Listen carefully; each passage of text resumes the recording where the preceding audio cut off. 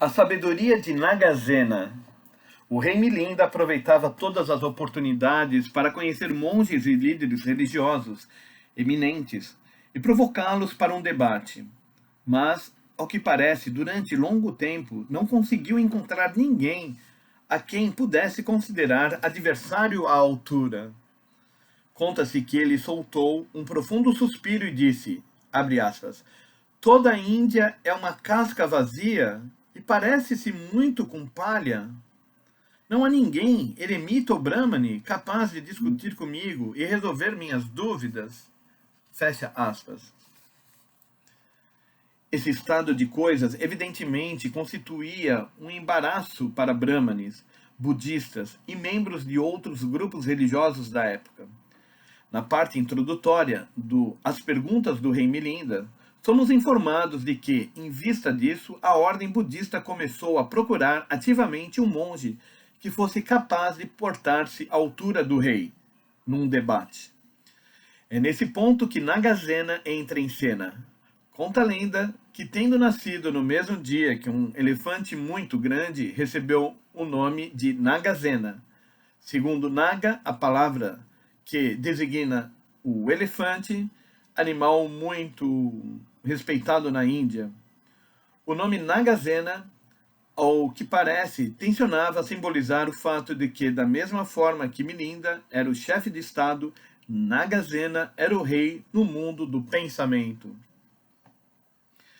Segundo o texto, ele nasceu em uma família brahmane e bem cedo demonstrou amor pela cultura. Dominou os 3 Vedas, quando ainda criança, embora mais tarde declarando que eram pura tolice. Tenha abandonado o lar e se tornado monge budista. Não se passou muito tempo até que o jovem monge ficasse conhecido em toda a Índia como sem rival no debate. E sua reputação chegou aos ouvidos do rei Milinda, em Chakala, a capital do reino. Era inevitável que os dois se encontrassem em um debate. Mas antes que isso acontecesse, podemos supor que Nagasena tomou todas as precauções possíveis a fim de preparar-se para o encontro, pois sabia que a reputação de toda a comunidade budista dependia de seu desempenho. Seu adversário era um conquistador estrangeiro. Se tratasse apenas de um líder político e militar, a tarefa não teria sido difícil. O problema era que tinha por adversário um intelectual da mais alta ordem, embebido do saber e da cultura do Ocidente. Dessa maneira, o encontro entre os dois homens representou, na verdade, um confronto entre as filosofias e sabedoria do Oriente e do Ocidente. Se Nagasena fosse derrotado no debate, o resultado seria não só a perda de sua reputação, mas talvez a condenação à decadência de toda a fé budista. Nagasena indubitavelmente tinha confiança absoluta na grandeza do Dharma, embora deva ter precisado de muita coragem e determinação para concordar com o debate. Quando comunicou a decisão ao seu mestre, Rohana, teria observado, abre aspas, que venha não só o rei Milinda, o venerável, ó venerável, mas que todos os reis da Índia venham e me proponham questões, eu quebrarei todos esses enigmas e os resolverei. Fecha aspas. Após Nagasena entrar na capital, Chakala, o texto o descreve da seguinte maneira, abre aspas. Ele era o líder de uma companhia da ordem, o chefe de um corpo de discípulos, o professor de uma escola, famoso e renomado e muito estimado pelo povo. E era culto, inteligente, sábio, sagaz e capaz, hábil explanador de maneiras humildes, mas cheio de coragem, bem versado na tradição, mestre dos 3 cestos, Pitakas, e erudito em cultura védica, possuía a mais alta introvisão budista, era mestre em tudo que fora transmitido de uma escola a outra e das várias discriminações através das quais os pontos mais complicados podem ser explicados. Conhecia de cor e à perfeição as 9 divisões da doutrina do Buda e era igualmente hábil em discernir o espírito e a letra da palavra, dotado de capacidade instantânea e variada de resposta pronta, riqueza de linguagem e beleza de eloquência. Era difícil de igualar e ainda mais difícil de exceder, difícil de responder, repelir ou refutar. Era imperturbável como as profundezas do mar, imóvel como o rei das montanhas, vitorioso na luta contra o mal. Era um perito em dissipar as trevas e difundir a luz. Poderoso em eloquência, confundia os seguidores de outros mestres e esmagava os adeptos de doutrinas rivais. Fecha aspas. O texto continua dessa maneira à moda caracteristicamente indiana, cumulando até o tédio louvores sobre Nagasena. O trecho foi provavelmente acrescentado por um autor posterior que desejou enfatizar o valor de Nagasena, embora se possa lê-lo como descrição generalizada do tipo de pessoa que serviria como propagadora ideal da fé budista. Contudo, uma vez que o texto nos diz que, no fim, Nagasena de fato venceu os argumentos do rei famoso e representante do mundo grego e conseguiu convertê-lo ao budismo, talvez a descrição, afinal de contas, não seja tão exagerada assim. Se examinarmos as perguntas feitas pelo rei a Nagasena e as respostas que ele deu, perceberemos que, de fato, ele parece ter possuído grande tranquilidade e agilidade mental. Mesmo as perguntas que quase todos achariam de difícil resposta, ele respondeu com analogias hábeis e argumentos convincentes. E de maneira notável, vejamos, por exemplo, a famosa passagem em que ele trata da prova da existência do Buda. Ela se desenvolve do seguinte modo, abre aspas, Vós, Nagasena, vistes o Buda? Não, majestade. Nesse caso, vossos mestres viram o Buda? Não, majestade. Nesse caso, venerável Nagasena, não há Buda. Fecha aspas. A essa altura poderíamos nos perguntar de que modo responderíamos a tal argumento.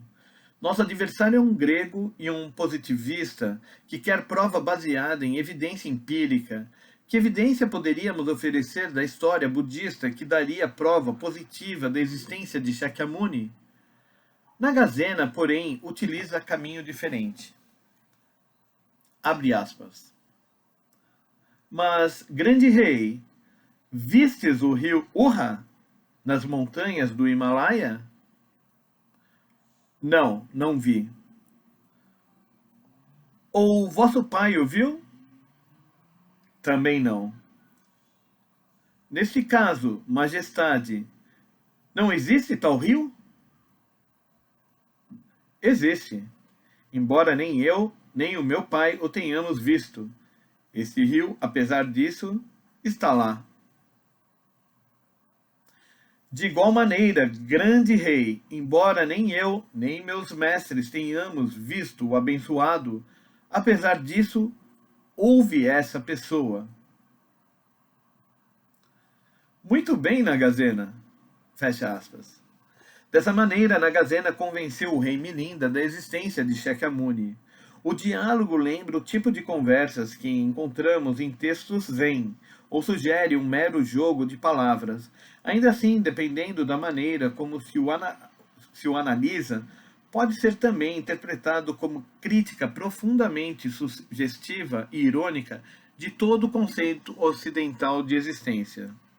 O método de Nagasena de responder aos argumentos do rei foi o de fazer uma série de perguntas próprias, aos quais, à medida que o rei as respondia, inevitável e naturalmente o levava ao ponto de concordar com a posição de Nagasena. Isso, parece-me, constitui uma expressão de verdadeira sabedoria oriental. No fim, somos informados de que o rei Milinda acabou por reconhecer que Nagasena era tão sábio quanto Shariputra, um dos grandes discípulos de Shakyamuni e considerado como o primeiro em sabedoria. A analogia com o rio Urra parece singularmente apropriada. Muitos rios da Índia têm suas cabeceiras no longínquo Himalaia, engrossando enquanto descem e fertilizam as terras antes de desaguarem no mar. Da mesma maneira, os ensinamentos de Shakyamuni, originando-se bem longe no passado, haviam, por ocasião da época de Nagasena, se espalhado por todo o país, fecundando a mente e o coração do povo indiano. Shakyamuni estava morto havia centenas de anos, mas o fato de a religião que fundara estar tão florescente era prova de sua existência e grandeza.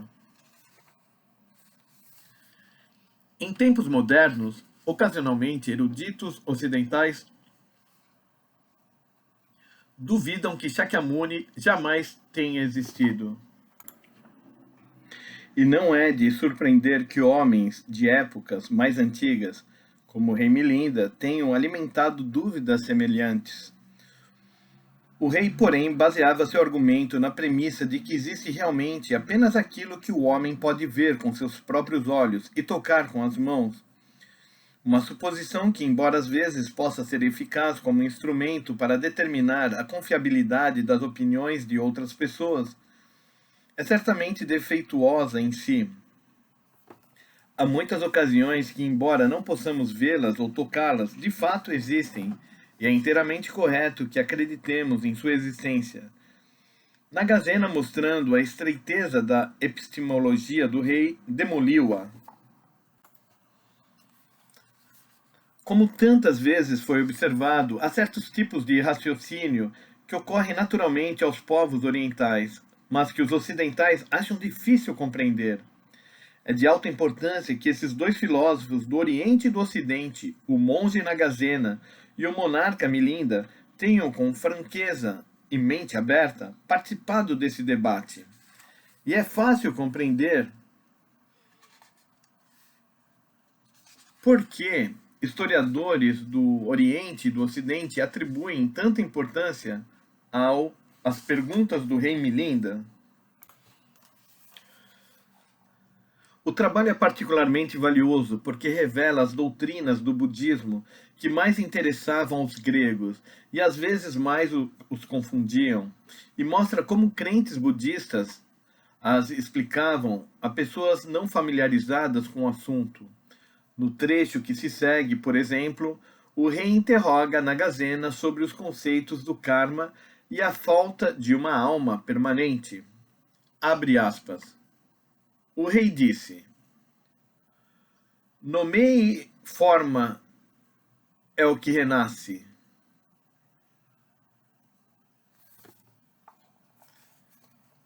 Repetindo, o rei disse, nome e forma é o que renasce.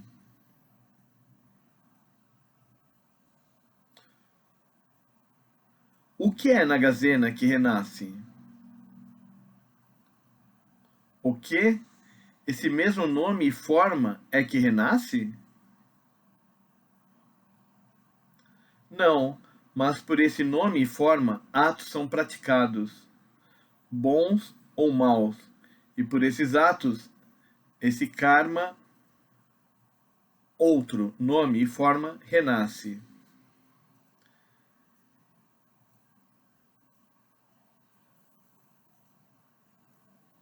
Se é assim, Senhor, o novo ser não seria liberado de seu mau karma?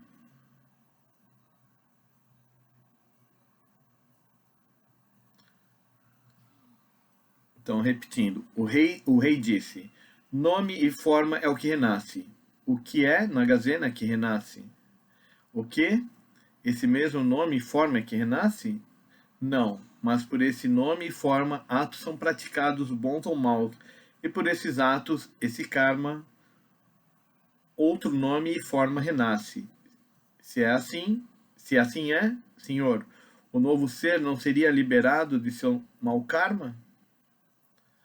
O ancião respondeu, sim, se ele não renascesse, mas justamente porque renasce, ó rei, não é por isso libertado de seu mau karma?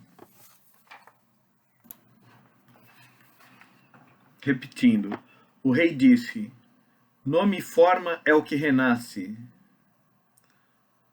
O que é, Nagasena, que renasce? O quê? Esse mesmo nome e forma é que renasce? Não, mas por esse nome e forma, atos são praticados, bons ou maus. E por esses atos, esse karma, outro nome e forma renasce. Se é assim, se assim é, senhor, o novo ser não seria liberado de seu mau karma? O ancião respondeu: sim, se ele não renascesse. Mas justamente porque renasce, ó rei, não é por isso libertado de seu mau karma. Nessa parte, fecha aspas, nessa parte, Nagasena explica que não há alma permanente ou eterna. Isto é, a mente e o corpo, nome e forma. Mente e corpo, nome e forma.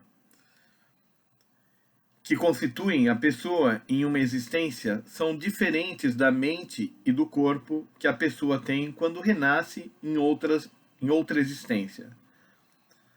Observa também que é o karma, a acumulação de bons ou maus atos numa existência, que proporciona a força geradora do renascimento em outra existência. A filosofia budista ensina que os seres sencientes são constituídos do que é conhecido como Gon, ou 5 agregados. Destes, um deles, Shiki, ou forma, refere-se ao elemento material ou carnal do ser. Os outros 4, percepção, concepções mentais, volição e consciência da mente, referem-se aos elementos mentais do ser. Uma vez que esses 5 elementos continuam a vir juntos para formar um ser humano em existências sucessivas, não há no ser humano essência permanente ou alma. Vimos que o karma, ou atos praticados por uma pessoa em uma existência, é o que faz com que os 5 agregados retornem juntos e formem um ser humano em outra existência. A questão, claro, é como o ser da primeira existência se relaciona com o da segunda. Examinando-se as respostas dadas por Nagasena, na passagem citada acima, teríamos que concluir que os dois seres nem são idênticos, nem não idênticos.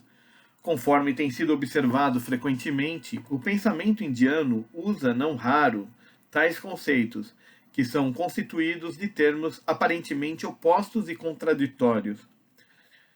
Temos que entender esse conceito de identidade, que é simultaneamente não identidade, se queremos compreender a visão budista de renascimento ou transmigração, com sua negação da existência de uma alma permanente. Temos, claro, que compreender também o conceito de karma, que fornece a força motivadora ao processo.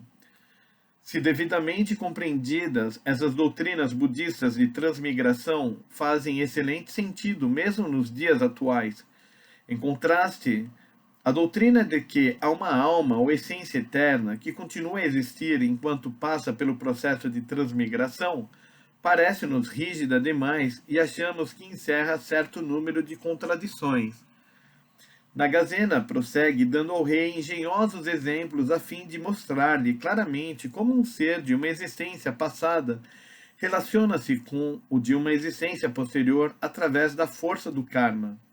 No fim, consegue convencer o rei da verdade da doutrina. Esses trechos demonstram que o budismo podia apoiar suas doutrinas em argumentos eloquentes e logicamente convincentes, semelhantes aos utilizados na filosofia grega. Depois de terem o rei Milinda e Nagasena concluído 2 discussões muito longas e profundas da filosofia budista, deparamos a seguinte passagem descritiva. Em seguida, o rei, satisfeito com as explicações dadas às perguntas que fizera, deu a Nagasena um casaco bordado que valia 100.000 e lhe disse: Venerável Nagasena, pela presente ordeno que vos sejam fornecidas vossas refeições diárias durante 800 dias, e liberdade para escolherdes no palácio tudo que puderdes legalmente tomar. Quando o ancião recusou, dizendo que tinha o suficiente com que viver, o rei replicou: Eu sei, senhor, que tendes o suficiente com que viver, mas deveis proteger-vos e me proteger, vós, da possibilidade de boato de que me convencestes, mas que nada recebestes de mim, e eu da possibilidade de boato de que, embora convencido, não vos quis dar nada em reconhecimento desse fato. Que seja como desejais, grande rei, foi a resposta.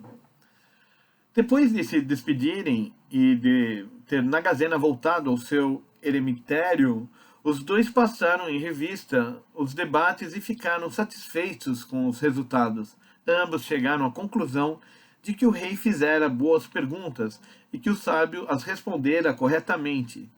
Cabe notar que o rei não ficou satisfeito consigo mesmo por causa da maneira hábil e incisiva como questionara Nagazena.